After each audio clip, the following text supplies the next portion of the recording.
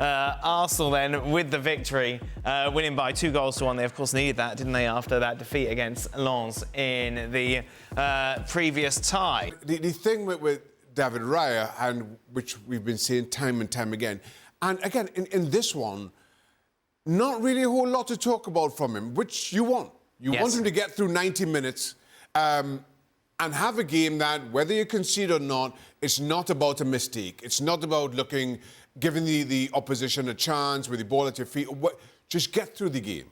I say 90 minutes tongue-in-cheek because he waits until the 94th to produce that. And again, it just kind of raises eyebrows. And are we being harsh highlighting this? No, we're not.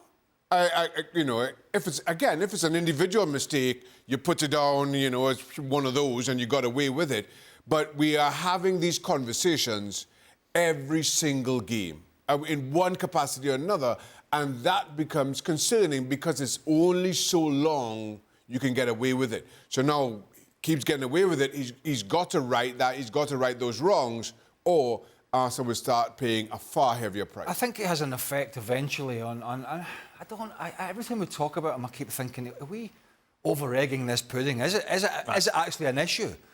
But the more you look at it, and you know, I saw a tweet from our colleague James Ollie, who was over there at half-time, and I don't know if this was tongue-in-cheek, but he had only 10 passes completed in the first half, David Raya, which was the worst of any player on the field, which, you know, for somebody who's supposed to be this guy out starting all these attacks off at the back, is telling you that was far from ideal. But if you remember the Kepa scenario at Chelsea, which was slightly different, but when Sarri lost confidence in him, and you remember the players themselves were berating him on the field when they lost confidence in his ability to do anything, really.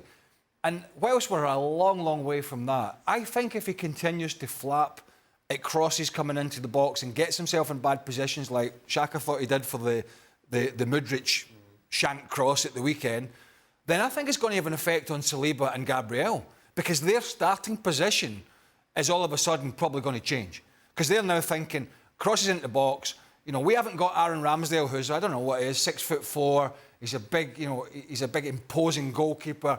That makes a defender's job different. Right. When you know your keeper has got that authority in the box, then it makes your job slightly different. When you have a goalkeeper who's not particularly good, or it doesn't seem to be in that area, as a defensive unit, you might have to change your mindset a little bit. And I think the concern is, and we're a long way from it, is that his inadequacy from these type of balls in could start seeping through to the rest of that back four. To that point, I haven't sensed that concern from Arsenal's defence. When Raya does make mistakes, I'm inevitably looking at the centre-halves as to, you know, their body language, what they're saying to him, and nothing has really... But it's early, Shaq. It is. Nothing has suggested that they've lost confidence yet. Once those centre-halves do, once that kind of mood changes, I think Arteta doesn't have a choice but to change his goalkeeper. But as of right now, the defence seem